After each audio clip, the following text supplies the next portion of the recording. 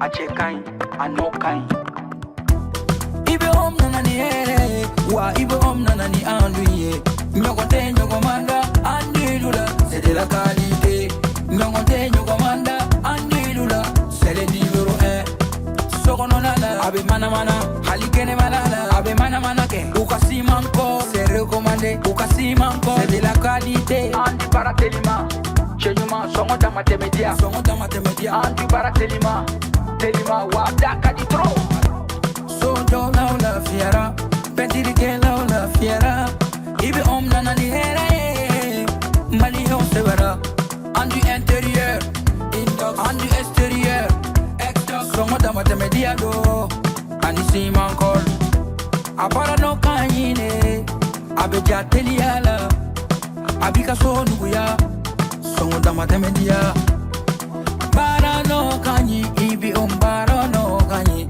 sogono tani kene mata abara no kanyi ibi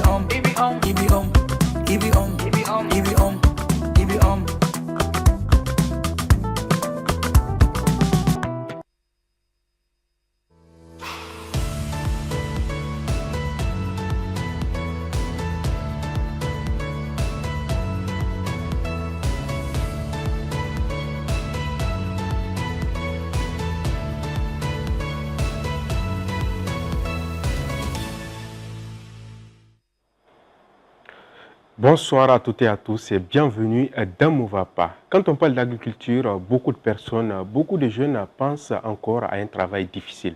Un travail réservé aux villageois ou à ceux qui n'ont pas trouvé d'autres opportunités. Pourtant aujourd'hui, l'agriculture change. Elle offre de nouvelles perspectives dans la transformation, la commercialisation, la technologie ou encore l'agro-industrie. Au Mali où l'agriculture occupe une place essentielle dans l'économie, une question mérite d'être posée. Pourquoi les jeunes restent-ils encore peu nombreux à s'y engager? Est-ce par manque d'information, manque de financement ou d'accompagnement? Nous allons essayer de répondre à l'ensemble de ces questions tout au long de cette émission. Ne bougez surtout pas, je vous promets, car le plateau est bel et bien sucré ce soir. Installez-vous confortablement. Tout de suite, je m'en vais saluer notre premier invité à ma droite, où nous avons M. Babali Touré, qui est spécialiste du financement agricole. M. Touré. Bonsoir. Bonsoir, M. Mega. Vous allez bien? Oui, et vous? Ça va, Dieu merci. Merci d'avoir accepté notre invitation. Merci beaucoup. Et d'être sur ce plateau avec nous ce soir. Merci. Alors, juste en face de M. Touré, je le disais tantôt, notre plateau est bel et bien sucré. Nous sommes avec M. Stéphane Sucré, justement, agripreneur et entrepreneur africain qui n'est plus à présenter d'ailleurs. M. Sucré, bonsoir. Bonsoir, monsieur. Vous allez bien? Très, très bien. Le voyage, ça s'est bien passé? Super bien. Alhamdulillah, bienvenue au Mali, une fois de plus encore. Oui. Merci d'avoir accepté notre invitation surtout. C'est avec plaisir. Alors, dans un premier temps, avant de commencer, avant d'entrer dans le vif du sujet, j'aimerais déjà vous demander, je disais tantôt spécialiste du financement agricole, par exemple le cas de M. Touré, c'est quoi réellement? Et on sait aussi que vous êtes auteur du livre, notamment Comprendre et financer son entreprise agricole. Parlez-nous un peu de ce que c'est exactement. Merci beaucoup, M. Mega. Je voudrais déjà vous remercier pour l'invitation et remercier l'ensemble de responsables de Advance TV pour l'opportunité que vous nous offrez de pouvoir parler d'un sujet très pertinent qui, en tout cas, est d'intérêt national. Parce que qui parle d'agriculture parle effectivement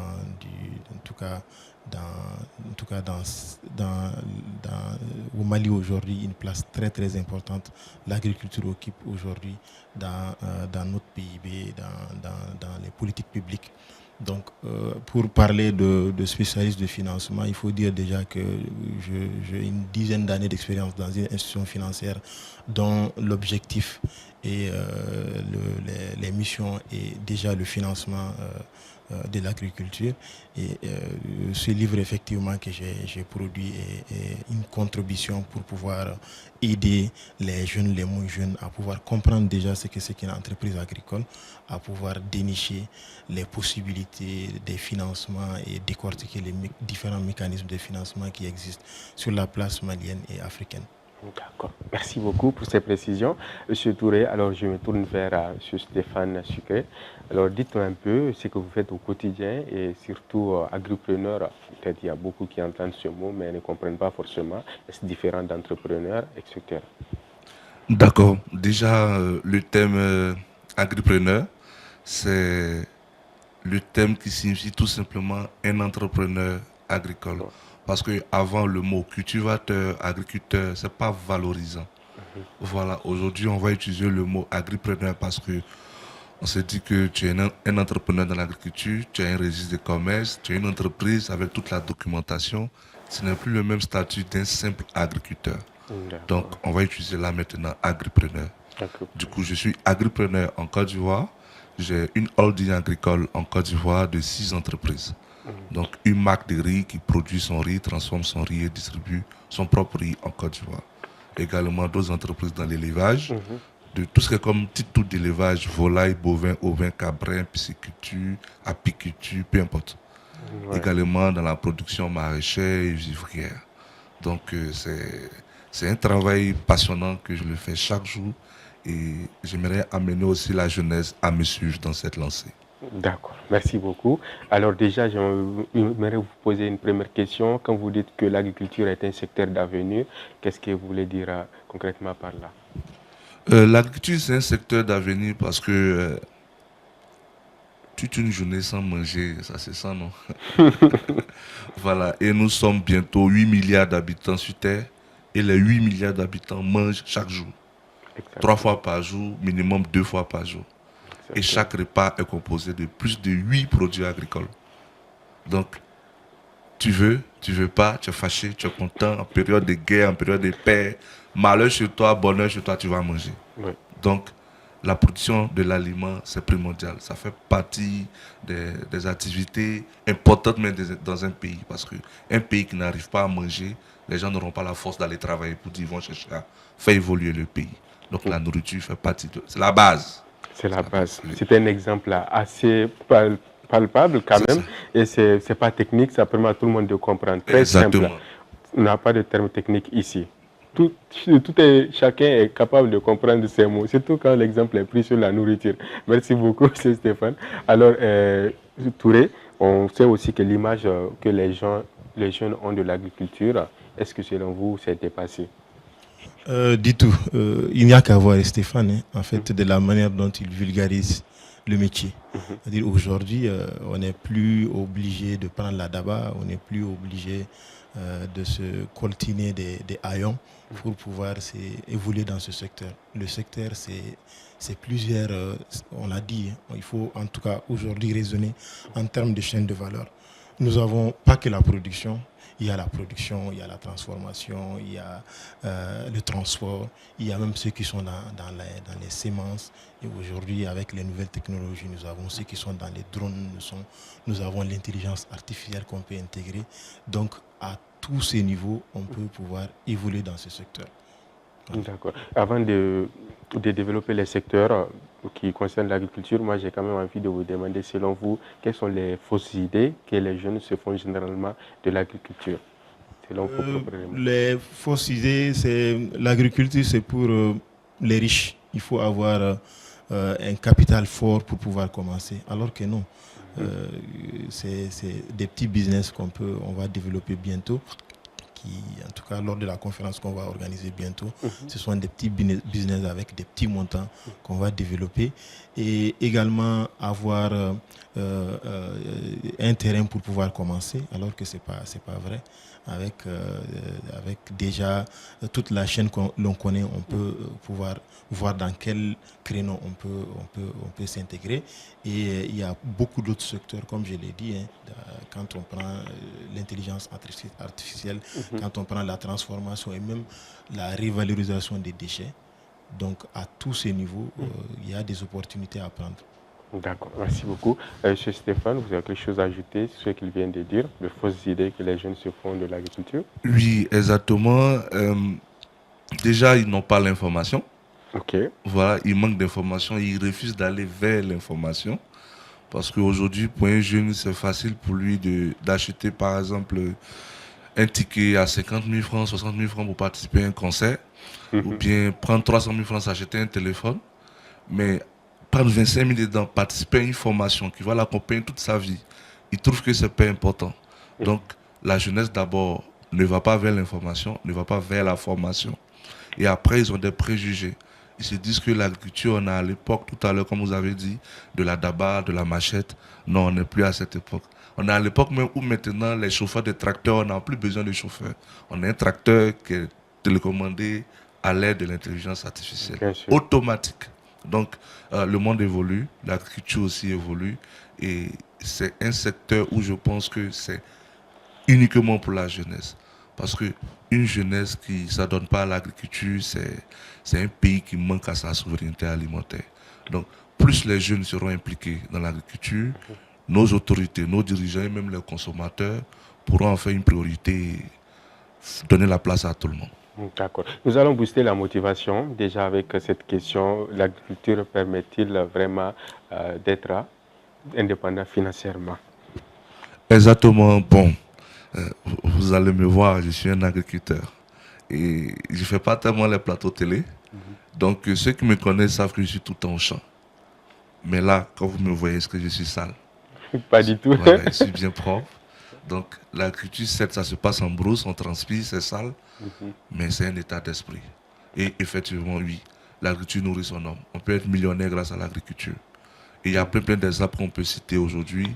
Des gens qui sont devenus riches grâce au cacao, grâce à l'élevage de bovins, voilà, grâce à, même dans le domaine du riz.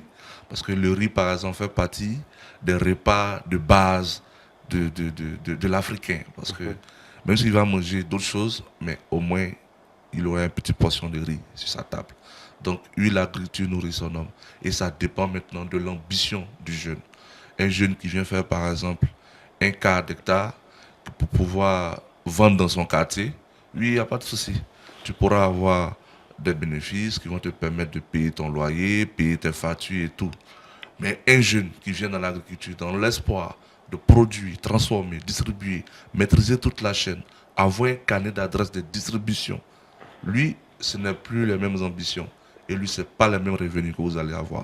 Donc, tout dépend de l'ambition du jeune qui vient à l'agriculture. D'accord, merci beaucoup. Je reviens avec M. Touré qui nous disait tout à l'heure qu'on n'a pas besoin d'un hectare pour commencer l'agriculture. Alors, qu'est-ce que vous nous proposez concrètement? Parce que nous, d'une manière générale, on pense qu'il faut des hectares de terrain pour pouvoir s'épanouir dans l'agriculture. Oui, en fait, quand beaucoup parlent agriculture avec grand A, ils ne voient que la production.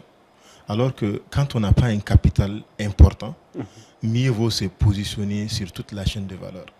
La chaîne de valeur, c'est quoi? C'est déjà les semences, la production, la transformation, le transport, la consommation et la revalorisation. Donc, sur toute cette chaîne, vous pouvez vous positionner. Si vous n'avez pas le moyen pour produire, essayez de transformer.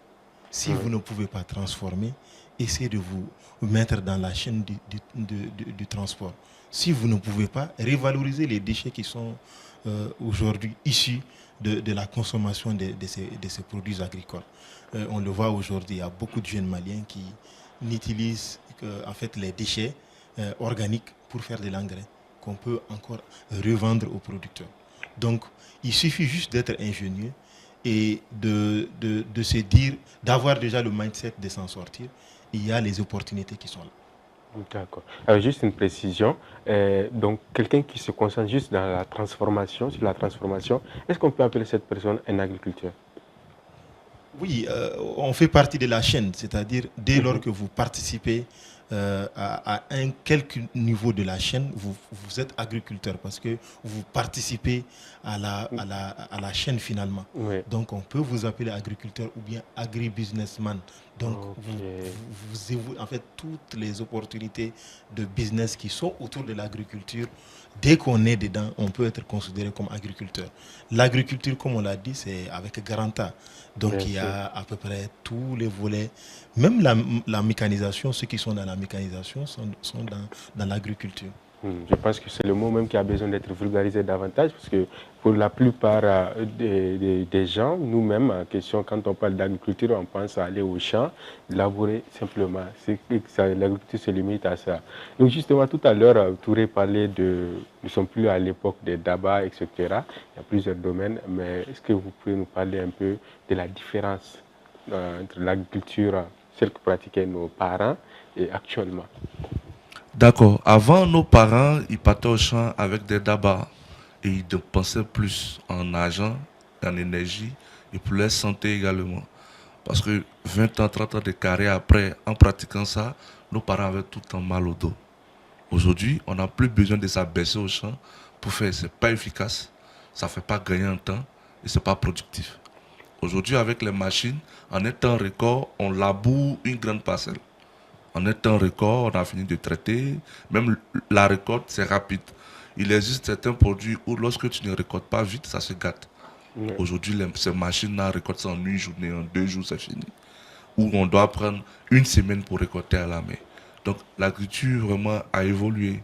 Voilà. Aujourd'hui, faire partie de la chaîne de valeur, comme M. Touré disait, c'est un peu comme la mécanique. On voit un mécanicien, on dit, voilà un mécanicien.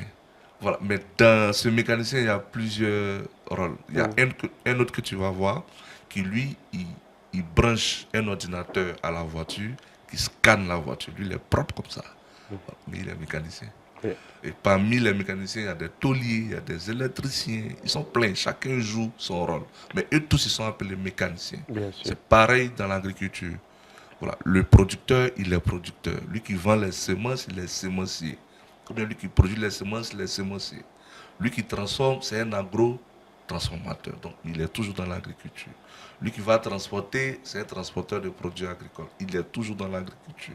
Parce que tous les produits qu'on doit transporter d'un pays à un autre, d'un point A à un point B, c'est lui en contact. Et sa spécialité, c'est de transformer, voilà, transporter. Également, il y a ce qu'on appelle le business de l'entreposage. Parce qu'il ne suffit pas de produire, de transformer. Après, il faut stocker pour distribuer. Oui. Là encore, c'est un autre business. Bon, si on veut tout citer, c'est comme si on est en train de... C'est quand même intéressant de connaître les métiers qui sont autour. Exactement, c'est mieux qu'ils viennent à la conférence, on va mieux détailler. Et il y en a plein, il y en a plus de 200 métiers qu'on peut faire autour de l'agriculture, sans toutefois aller s'asseoir au champ. De 200 métiers. Plus de 200. Comme j'ai envie que vous nous citiez un peu quelques métiers qu'on peut faire ou que les gens ignorent surtout à travers l'agriculture. C'est vrai. Oui. Vous pouvez nous citer, ou bien Stéphane, juste quelques métiers qu'on ignore. Il y a des tractoristes. Voilà, des gens, ils sont formés uniquement pour conduire des tracteurs, qu'on appelle des tractoristes. Eux, leur travail, c'est de prendre le tracteur pour labourer ta parcelle. Il y a des géomaticiens. Oui. Les géomaticiens, eux, ils étudient ta parcelle grâce aux satellites. Ils sont très bien payés. Je connais des géomaticiens en Côte d'Ivoire qui sont payés à 3 millions par étude. Non. Voilà. Donc, lui, grâce à son ordinateur, son logiciel de géomatique, il utilise les satellites pour savoir si ta parcelle, on peut produire du manioc ou bien du maïs, qu'est-ce qui pourra pousser dessus. Voilà. Il y a des transformateurs. Et les transformateurs, il y en a plein. Il y a le transformateur qui est au niveau du riz, qui lui, il a juste une petite usine de transformation où on envoie du riz décortique. Il y a le transformateur du maïs, où lui, il broie le maïs pour pouvoir donner aux volailles. Il y a le transformateur au niveau du piment, où lui, sa machine ne fait que déshydrater le piment pour faire en poudre, ainsi de suite. Il y en a plein. Plein.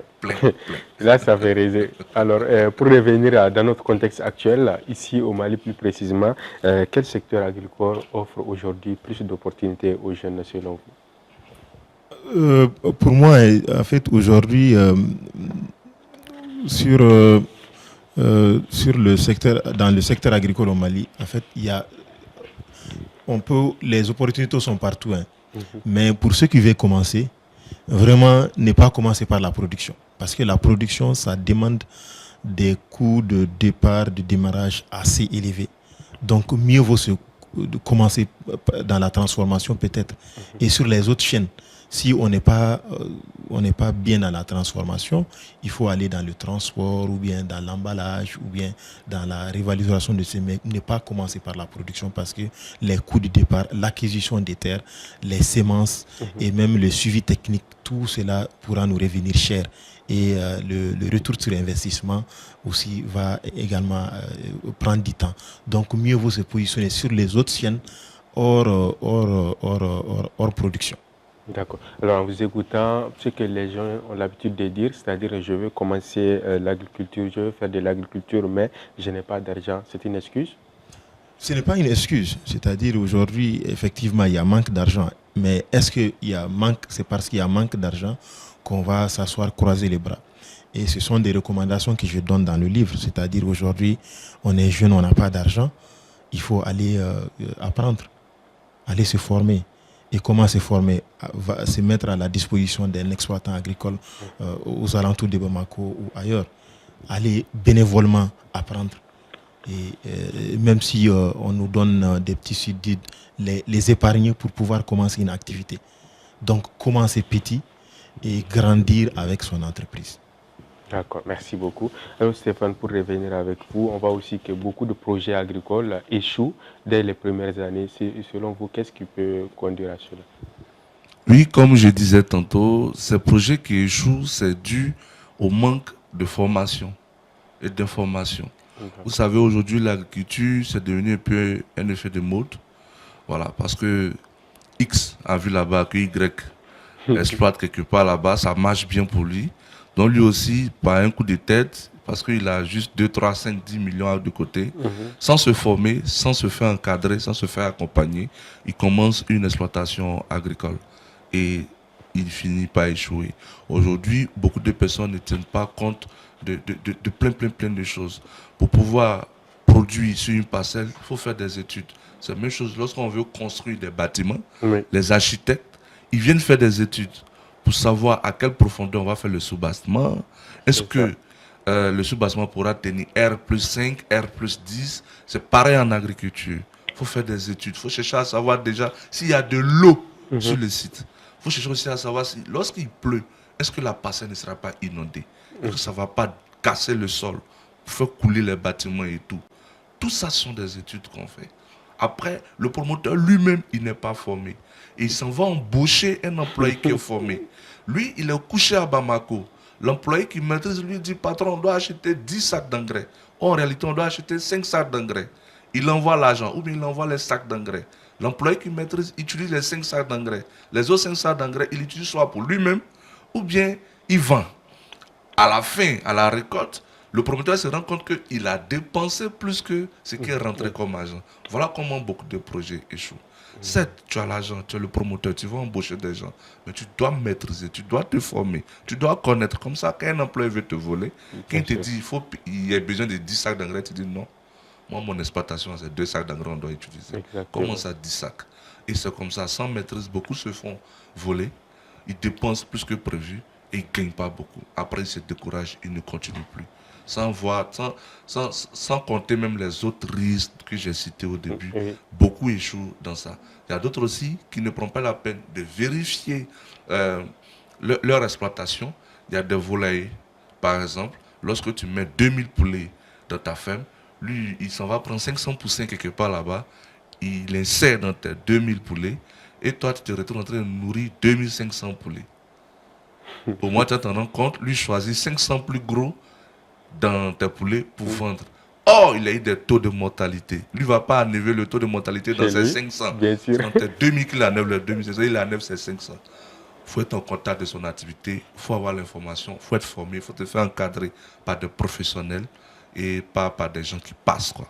D'accord, c'est bien noté. Avant de continuer, je veux juste avoir une précision. Là, est-ce qu'on ne parle pas de, je pense, c'est l'agroforesterie. J'ai entendu parler de ce mot qui mélange l'élevage, l'agriculture, la sylviculture. Mais c'est pas ça?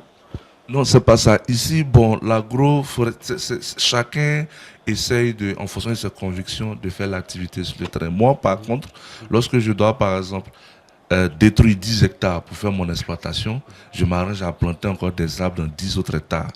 dans une eau passée. Donc, chacun essaie de régénérer la forêt comme il peut. Chacun utilisera chaque thème pour pouvoir s'insérer dans ce domaine. Et moi, j'encourage tout le monde aussi à planter des arbres, à faire le business qui pourra régénérer du sol, la forêt et tout. Ça permet de conserver aussi l'agriculture dans un pays. D'accord, merci beaucoup. Pour revenir à notre spécialiste du financement agricole, peut nous parler des erreurs qui empêchent un jeune d'obtenir un accompagnement? Les erreurs qui empêchent un jeune d'obtenir un financement, c'est déjà de penser au financement avant de se structurer. Donc, il faut déjà éprouver son projet. C'est-à-dire, avant de chercher un financement, il faut déjà voir là où je veux me positionner. Est-ce que ça répond à un besoin déjà? Est-ce que le besoin existe? Si je veux produire des mangues séchées, transformer des mangues séchées, est-ce que le besoin existe? Si je veux transformer le maïs, est-ce que le besoin existe sur le marché? Est-ce que c'est vérifié? Ensuite, de tester ce besoin-là. Est-ce que quand je pars au marché, des gens sont capables, sont prêts à acheter ma production? Ensuite, est-ce que les gens sont prêts à mettre de l'argent pour acheter? On peut bel et bien aimer un produit, il y a le côté sentimental qui est là, mais est-ce que les gens sont prêts à débourser de l'argent pour m'acheter ce produit? Oui. Troisième des choses. Quatrième des choses, est-ce que je génère suffisamment de recettes? L'argent que les gens me donnent en contrepartie de ce que je leur offre, est-ce que ça m'offre suffisamment de surface financière pour pouvoir rembourser le prêt que je m'apprête à aller contracter? Donc, si on arrive déjà à répondre à ces 4 préalables, on peut déjà chercher le financement. Et vous vous présenterez devant n'importe quel banquier, n'importe quel investisseur, vous le mettez en face. Ces 3 tests, il va forcément vous accompagner. Et aussi, vous accompagner, il faut aussi évoluer par palier en fonction de la phase de croissance ou bien de développement de son entreprise agricole. Il y a des types de financement qui conviennent. Donc, ce n'est pas parce qu'on a 1 hectare qu'on va pouvoir prétendre à un financement de 200, 300, 400 millions. Donc, quand on est jeune, quand on veut lancer son entreprise agricole, il faut aller doucement. Donc, financer son entreprise de façon progressive, comme la croissance de la plante. Donc, il faut aller palier par palier. D'accord, c'est bien noté. Stéphane, vous remarquez aussi des erreurs chez les jeunes ou les agriculteurs de manière générale qui les empêchent d'avancer? Oui. Oui, pour pouvoir profiter d'un financement. Un peu de financement, oui, et au-delà de ça aussi, juste des erreurs qu'ils font, que ce soit dans leur business au quotidien. Oui, d'abord, pour parler de financement, il faut dire que aujourd'hui, comme le thème a changé, agripreneur, il faudrait que tu sois vraiment bien structuré. Et surtout, tu dois savoir dans quoi je mets l'argent et pourquoi je le mets, pour gagner quoi en retour. C'est ça le banquier regarde. Donc, aujourd'hui, lorsque un agriculteur est structuré, il a 3 ans d'existence, il a des bilans financiers, il est plus ou moins rentable, même si ce n'est pas beaucoup, ça intéresse le banquier. On sait que tu as de l'historique, donc tu peux faire face à ce financement. Et même si c'est dur, tu pourras aussi travailler sur le terrain pour les rembourser. Si tu n'as pas une garantie. Mais c'est important aussi d'avoir des garanties. Et après, tout ce qui est comme erreur, c'est qu'aujourd'hui, les jeunes doivent savoir que toutes est formation. Plein aussi parce qu'ils n'arrivent pas à gérer l'argent. L'intelligence financière, plein non pas. D'autres, ils mélangent entre bénéfices et fonds de roulement. Voilà. Ton capital, ce n'est pas ton argent, c'est l'argent de ton entreprise. Ouais. Mais lui, petit bénéfice, il a 10 000 aujourd'hui, il va bouffer 9 000 francs dedans. Voilà. Et garder 1 000 francs. Bon, les 1 000 francs ne pourront pas faire évoluer l'entreprise. Voilà. Aujourd'hui, les entreprises grossissent parce que chaque fin du mois ou bien chaque année, quand l'entreprise fait son bilan et qu'il y a un bénéfice de 100 millions, il essaie d'en avoir au moins 20 millions dedans pour ses besoins personnels. Les 80 millions sont réinvestis dans l'entreprise. La jeunesse n'a pas cette mentalité. Lui, il a fini de faire son bilan. S'il voit qu'il y a c'est 1 million, 5 millions de bénéfices, grosse voiture. Dubaï. Nouveau costume, nouveau téléphone. Non, c'est pas comme ça que les choses se passent. Voilà, les bénéfices doivent être réinvestis à chaque fois. C'est ce qui permet de faire grossir ton entreprise. Et ceux qui n'ont pas cette mentalité se retrouvent à bouffer même leur fonds de roulement. Et l'entreprise finit par fermer. Exactement. Merci pour ces précisions quand même, c'est très important. Tout à l'heure, vous parlez des nouvelles technologies. Est-ce que les nouvelles technologies ont vraiment révolutionné l'agriculture africaine ou c'est plutôt le contraire? Ça a révolutionné à tel point que ça offre encore plus d'emplois et plus de productivité, plus de rentabilité. Avant, le papa, il mettait un seau d'eau là, environ 17 litres. Il va se promener dans le champ. Il traite le champ, mais ce n'est pas efficace. Aujourd'hui, les drones jettent les grains d'engrais. Les drones pulvérisent l'engrais liquide. Les drones pulvérisent même tout ce qui est comme traitement que tu vas faire dans ton champ. Ça jette la semence, ça jette l'engrais, ça traite avec des pesticides, insecticides et tout ça. Donc, aujourd'hui, il existe même des tracteurs qui labourent automatiquement ta parcelle. Avant, on attendait la pluie de Dieu. Aujourd'hui, avec la technologie, on peut savoir s'il y a de l'eau sur ton site ou pas. Un fourrage vient te faire sortir de l'eau. Il y a des aspergeuses qui aspergent ton champ jusqu'à 50 mètres. Il y a des pivots qui sont installés dans ton champ, qui passent leur journée à arroser ton champ pendant que tu es couché à la maison. Voilà. Aujourd'hui même, il existe des caméras qui arrivent à compter le nombre de légumes qui existent sur ton site. Voilà. Il fait une estimation pour dire, je compte actuellement 3000 légumes, ça va se faire sortir peut-être 10 tonnes, 20 tonnes. Il fait sortir une estimation déjà. Donc la technologie, c'est topissime, mais ça permet aujourd'hui aux jeunes de ne pas être épuisés et de gagner en temps, en argent, en santé et en économisant également. Parce qu'il faut dire qu'avec la méthode traditionnelle, les parents dépensaient plus. Je vais prendre un simple exemple. Sur un hectare, pour prendre la jeunesse des 10 jeunes, 20 jeunes, pour venir labourer, tu vas dépenser environ 80 000. Et là, tu vas les nourrir. Voilà. Souvent, même s'ils viennent loin, tu vas payer encore leur transport. Pourtant, un hectare pour labourer avec un tracteur, c'est 35 000, 40 000. Voilà. 7, ils vont dire que mais ça met au chômage les 10 jeunes qui sont venus labourer. Non, les 10 jeunes, on va les migrer ailleurs. Parce qu'ils seront autour du tracteur pour aider le tracteur à travailler. Parce qu'un tracteur ne peut pas labourer aussi un champ qui a des débris de bois partout, des termitières partout, des arbres couchés partout. C'est cette jeunesse-là qui va dégager la voie pour que les tracteurs puissent bien travailler. Donc non, les 10 jeunes ne seront pas au chômage. Ils vont plutôt assister le tracteur. Et où ils mettaient 2 jours, 3 jours pour labourer, le tracteur fait ça en 5 heures du temps. Ouais. Alors quand même, on est d'accord, la technologie a révolutionné l'agriculture, mais dans notre contexte, j'ai quand même envie de savoir nos parents qui sont dans les villages, qui n'ont pas les moyens de s'offrir cette technologie, qu'est-ce que vous pouvez les recommander surtout? Voilà.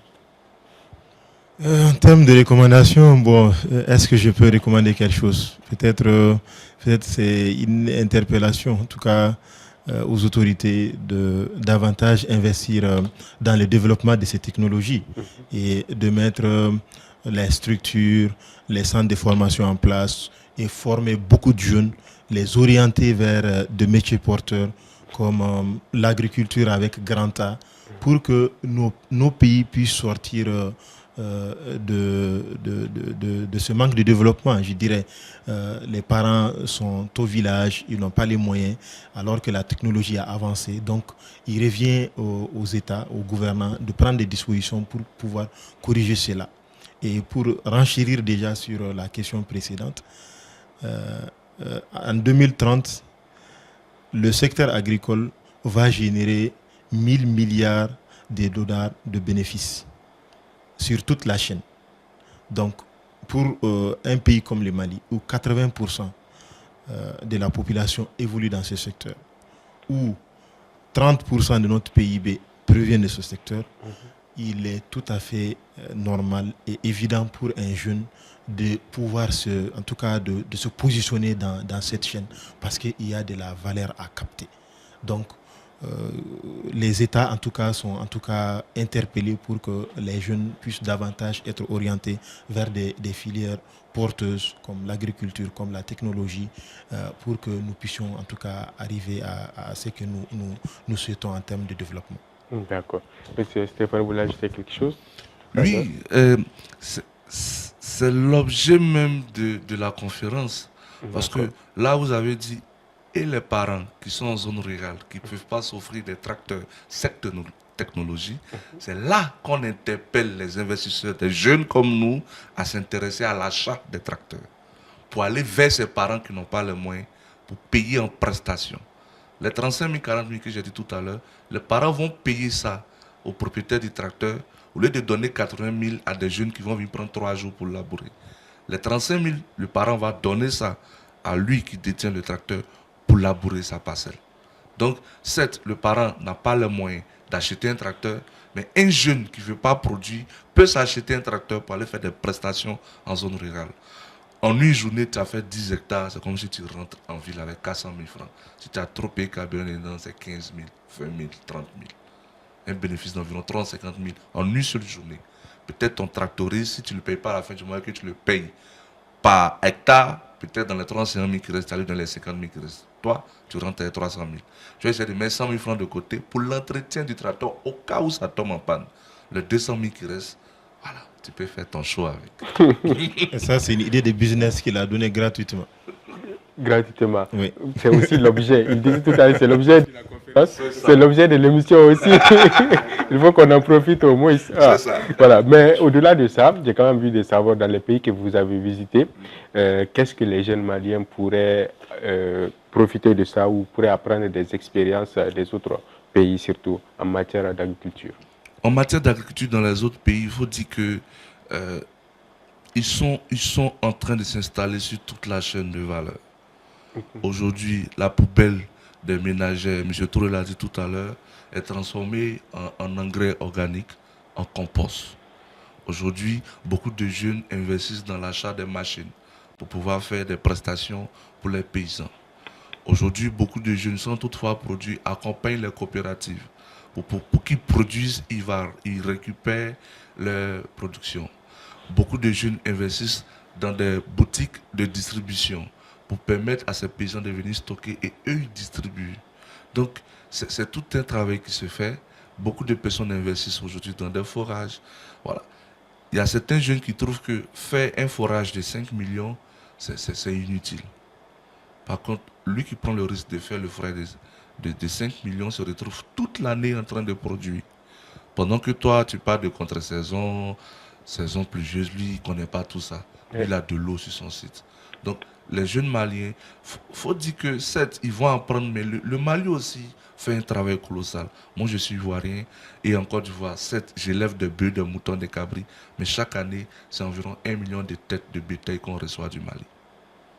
Voilà, donc le Mali travaille déjà son secteur agricole, mais ils peuvent moderniser ça. Ils peuvent rendre ça encore plus rentable.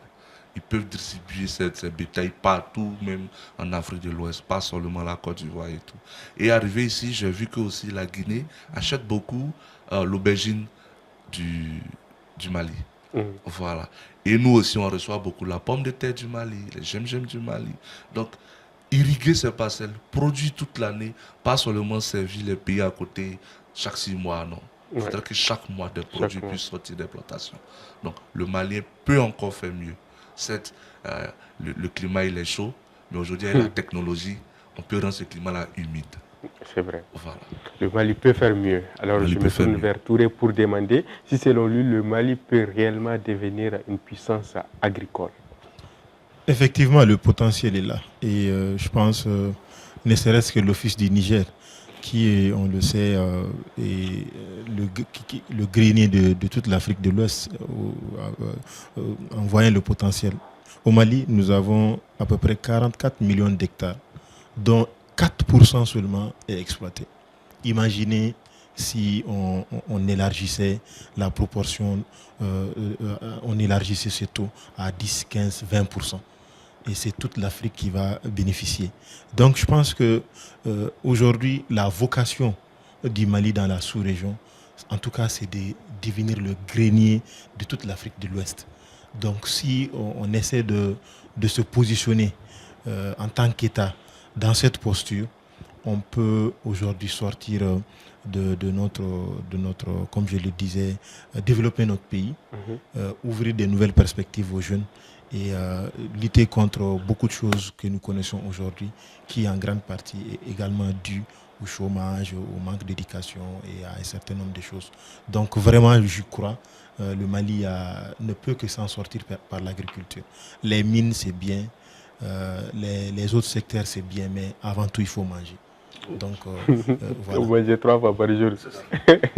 D'accord, c'est important. Alors, M. Stéphane Sikle, toujours, nous savons qu'avant, chaque fois, avant de vous rendre dans un pays pour faire une conférence, vous vous rendez en premier d'abord pour visiter le pays, voir comment se porte son agriculture. Donc, vous étiez à Gao, à Kay, etc. Vous avez visité les villes du Mali. Et selon vous, si vous devez investir ici au Mali, dans quel secteur agricole vous miserez? D'accord. Lorsque j'ai visité le Mali, effectivement, c'est que vous avez bien suivi. Moi, avant de me rendre dans un pays, avant même de trouver une date pour me rendre pour une conférence, je me rends dans ce pays pour essayer de faire l'étude du marché. Et lorsque je suis venu au Mali, je me suis rendu compte que comme c'est un pays chaud, la terre a été beaucoup négligée. Beaucoup ont dit non, c'est un climat chaud. On ne peut pas produire ici. Donc, la terre a eu le temps de se reposer. Et la terre est très riche. Très, très, très riche. Juste parce que ça a été négligé. Ils ne l'ont pas exploité. Et la terre reste là comme ça pendant plusieurs années. Et s'est régénérée. Des arbres ont poussé. De ces arbres-là sont morts. Ça a fait de l'engrais dans cette terre-là. Et la terre est vachement riche. Moi, si je viens au Mali, je vais plutôt investir dans les produits maraîchers. Avec les forages, avec l'irrigation. Irriguer cette terre négligée-là, ça sera vraiment un vrai atout. Les pommes de terre, la tomate, le piment, l'aubergine, l'oignon, les gemmes et consorts. Tous les produits qu'on utilise 3 fois par jour, c'est ce que je vais produire. D'accord, merci beaucoup. Tous les produits qu'on utilise 3 fois par jour, d'accord. Et si on veut essayer de convaincre M. Touré, un jeune Malien, à s'intéresser à l'agriculture davantage, qu'est-ce que vous pouvez dire à ces jeunes-là? Je le disais tout à l'heure, à l'horizon 2030, 1000 milliards vont être générés par ce secteur. Au Mali, 80% de la population s'intéresse à ce secteur et notre PIB est fourni à hauteur de 30-40% par ce secteur. Bon, pour quelqu'un de purement logique, de mercantile, l'évidence c'est vraiment de voir comment se positionner dans ces secteurs. Et on l'a dit, il y a plusieurs opportunités. Aujourd'hui, ce n'est même plus nécessaire d'aller au champ. Ce n'est même plus nécessaire de produire. On peut se placer sur toute la chaîne. Et quel que soit son domaine, on a dit les drones, l'IA, la mécanisation. On a parlé de tout ceci qui peuvent être intégrés à l'agriculture. Donc, ne serait-ce que par pure évidence, un jeune devrait s'intéresser à l'agriculture. D'accord. Et du coup, quelle est la qualité indispensable à quelqu'un qui s'intéresse vraiment à l'agriculture ou quelqu'un qui veut produire? Bon, la qualité déjà d'un jeune qui doit s'intéresser à l'agriculture, à part la formation et le budget qu'il a, c'est la patience aussi. La patience. Voilà, parce que la production de la nourriture ou bien l'agriculture, c'est pas la vente de stupéfiants. Voilà, c'est de l'aliment. Faut être patient, faut être bien structuré, faut être donné. Donc, beaucoup aussi manquent de patience. Ils se disent qu'avec les 5 millions, ils vont commencer. La semaine prochaine, ils doivent être millionnaires. S'ils ne sont pas millionnaires, ils vont arrêter. Non, faut être patient. Il faut déjà se donner 2 ans d'activité, voir comment les choses se passent et réinvestir les peu de bénéfices qu'on récolte pour pouvoir grossir cette petite activité qu'on a commencé. C'est au-delà de la patience qu'on peut maintenant prendre sa part dans les 1000 milliards que l'agriculture va générer. Et c'est concret. Voilà pourquoi tu vas voir par exemple, il existe des distributeurs de poulets, ils sont dans les marchés et ils ne produisent pas. Ils ne prennent pas le risque avec le producteur. Lui, il est assis, il attend que tu te casses la tête et à la fin de ta production, lui, il vient avec sa petite camionnette. Il récupère ta production peut-être à 2000 le poulet, pendant que peut-être tu as 200 francs par tête. Lui, il vient s'asseoir au marché, il sait que tout le monde a faim, il va venir acheter. Et il vend à 3000. Lui, il a mis 1000 francs sur le poulet. Ouais. En conclusion, lui qui s'assoit au marché pour vendre le poulet gagne plus d'argent que lui qui produit. Voilà, donc c'est pour dire que la production, certes, il faut produire, mais les gens le font déjà. Si toi, tu trouves que c'est difficile, ne le fais pas. Installe-toi dans une chaîne où tu pourras soit distribuer, transformer ou bien toute prestation autour de la chaîne de valeur pour gagner cet argent. Il y a beaucoup de choses à faire autour du producteur pour gagner de l'argent. Je prends un exemple. C'est encore une idée de business. D'accord. Il existe des organisations qui ne produisent pas et qui ignorent même transformation et distribution. Ils sont dans la production. Et eux, là-bas, comme ils ne veulent pas produire parce qu'ils n'ont pas le talent pour ça, eux, ils savent que les producteurs très expérimentés ont besoin d'argent. Mais ils ne connaissent pas la route de M. Touré. Ils ne savent pas comment convaincre M. Touré pour avoir 10 millions, 30 millions. Parce qu'ils n'ont pas de bilan financier. Ils ne sont même pas structurés. Or, M. Touré, lui aussi, ce n'est pas sa cible. Lui, se voit pas en train de donner 5 millions, 10 millions à un parent au village là-bas. Voilà. Puisque le parent doit pouvoir faire ses profits, doit pouvoir montrer qu'il est capable de rembourser les 10 millions. Parce que ce n'est pas l'argent de M. Touré. C'est l'argent de nous, on vient épargner. Là, M. Touré prend des dents pour financer. Il faut rembourser pour que nous, on puisse avoir aussi notre argent. Du coup, ces organisations sont des jeunes comme nous qui vont en milieu rural et ils savent que ces parents ont besoin d'argent. Et ils disent aux parents, pour produire par exemple 1 hectare de pommes de terre, papa, tu as besoin de combien? Le papa dit. Et il fait confiance au papa. Mais généralement, il travaille avec des coopératives de papa ou bien de maman qui s'unissent. Si c'est 1 million pour 1 hectare de pommes de terre, il peut donner 3 millions pour 3 hectares. Et les parents produisent. Ils ont le talent. C'est juste qu'ils n'ont pas les moyens. Quand les parents ils arrivent à produire les 3 hectares de pommes de terre, si en ville, le kilo de pommes de terre, 500, c'est un exemple, ils vont dire aux parents, bon, c'est nous on t'a financé, c'est prêt. Donc, les 3 millions qu'on t'a donné là, au lieu que tu nous donnes ça en argent, il faut nous donner ça en pommes de terre. Et le parent va dire, bon, d'accord, si c'est ça, il va vous donner 1 kilo à 200. Et ils comptent 1 kilo à 200. La production là, ils enlèvent ça en 3 millions en pommes de terre pour donner aux jeunes là. Le reste qui reste, il dit au papa, mais papa, tu as vendu non? Tu as payé en même temps. Et il achète le reste dans la main du producteur à 200. Lui, il se retrouve en ville, pas chez les détaillants, chez le grossiste, et il donne au grossiste à 500. Sans produit, sans se casser la tête, lui vient de mettre 300 francs par kilo sur la production des papas là. Vraiment. Wow, il faut calculer, hein. Il faut chercher les informations pour comprendre cela. C'est l'objectif même de la conférence. Montrer ce genre de secret pour qu'ils sachent que tu n'es plus obligé de produire aujourd'hui. Voilà, il y a plusieurs systèmes pour se faire de l'argent dans la chaîne de valeur sans toutefois porter des bottes pour aller s'asseoir au champ. D'accord. Alors déjà, l'émission arrive à sa fin. Donc, je m'en vais vous demander si vous avez un message adressé à la jeunesse, ou si vous avez des derniers mots adressés à notre public et aussi motiver les jeunes à venir participer à cette conférence. Je vais commencer par M. Touré. Oui, un message, c'est vraiment d'inciter les jeunes à la recherche de l'information et de la formation. L'information, c'est lors des échanges avec des personnes comme M. Stéphane, avec des personnes comme des gros producteurs que nous allons inviter lors de la conférence pour qu'eux-mêmes viennent partager leur expérience avec la jeunesse. Et l'information, j'aime bien dire, il y a un fonds qu'au Mali, personne ne connaît, qu'on appelle le M2E. C'est un fonds qui est destiné à accompagner les emboucheurs bovins. Donc, ça existe depuis presque 40 ans, mais personne ne s'informe, ne prend la peine d'aller chercher l'information autour de ça.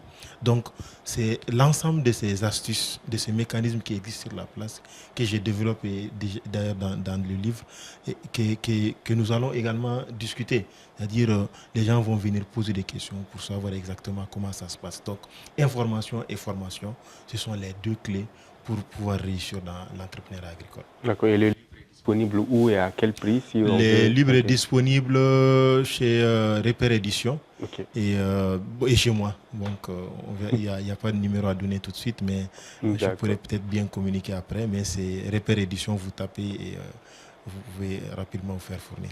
Comprendre et financer son entreprise agricole, c'est bien ça. Merci beaucoup, M. Babali Touré. Alors, Stéphane, vous avez la parole pour clôturer. D'accord. Moi, ce que je peux dire à la jeunesse et aux investisseurs, c'est que si on doit tous se lancer dans le trading, si on doit tous se lancer dans l'immobilier, si on doit tous se lancer dans la vente de vêtements, bon, qui va nous nourrir? Oui. Voilà, qui va nous nourrir? Donc ce sont des secteurs importants, il n'y a pas de problème. Si tout le monde doit se lancer dans les exploitations minières, oui, il n'y a pas de problème. C'est bon. Mais on mange quoi pour pouvoir bien s'habiller? On mange quoi pour pouvoir dormir dans la grosse maison qu'on a construite? On mange quoi pour pouvoir extraire de l'or? Parce que pour extraire de l'or, il faut de la force. Donc la nourriture, c'est très important. Il faut produire la nourriture. On a besoin de la jeunesse pour pouvoir produire cette nourriture. Et au sein de la conférence, nous allons lancer un réseau RBA, le réseau des bâtisseurs agricoles. C'est un réseau qui va faire des mises en relation. Donc, des jeunes aujourd'hui qui produisent, qui ont du mal à vendre, dans le réseau, il y aura des acheteurs. Dans le réseau, il y aura des financiers qui vont accompagner les jeunes qui veulent investir dans l'agriculture. Dans le même réseau, il y aura des transformateurs, des gens qui achètent des grosses productions pour transformer. Il y aura tout dans le réseau. Donc, si nous sommes en réseau, les politiques pourront nous prendre au sérieux. Ils pourront nous écouter. Ils pourront mieux nous accompagner. Aujourd'hui, le gouvernement ou bien l'État a du mal à accompagner les jeunes dans ce secteur parce que ce n'est pas organisé. Chaque jeune est de son côté. Ce n'est pas bon. Il faut pouvoir travailler ensemble. Il faut avoir une seule voix. Pouvoir dire aux politiques qu'on ne vous a pas attendu, nous avons commencé. Nous sommes à tel niveau, mais on a besoin de volonté politique pour pouvoir dépasser ce niveau et atteindre tel niveau. Voilà ce que vous gagnez dedans. Nous embauchons du monde. Aidez-nous à continuer. Mais une seule personne qui embauche 30 personnes va prendre la caméra. Oui, l'État, aidez-moi. Ça ne va pas aller quelque part. Oui. Mais si 2000, 3000 agripreneurs se placent devant une caméra pour dire, cher gouverneur, nous sommes 2000 agripreneurs, on embauche 300 000 personnes, aidez-nous. Ils vont t'écouter. Bien sûr. Voilà, donc c'est le message que je voulais faire passer. Il ne faut pas négliger l'agriculture, il faut s'organiser et il faut s'y mettre. D'accord. Merci beaucoup, M. Stéphane Sucré.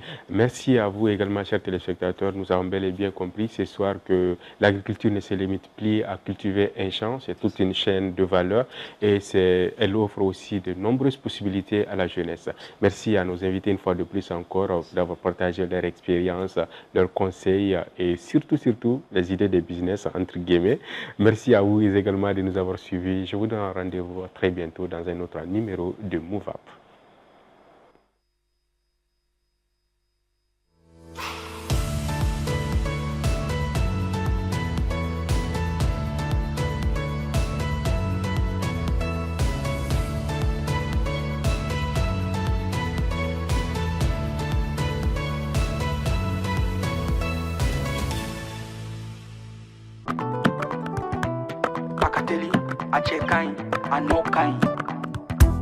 Ibe om nanani wa ibe om nanani anduye nyokote nyokomanda andilula c'est de la qualité nyokote nyokomanda andilula c'est le numéro 1 sokononala abe mana halikene malala abe mana ke ukasimanko c'est recommandé ukasimanko c'est de la qualité andi paratelima chenyuma songo matmedia andi paratelima telima wada kaditro sojo na la fiera pendiri ke la fiera ibe om nanani here mali ho severa andu intérieur indox andu extérieur exdox songo matmedia do andi simankol apara no kanyine abeja teliala abika so nuya songo matmedia bara no kanyi ibi ombara no kanyi sogo no tani kene mata abara no kanyi ibi om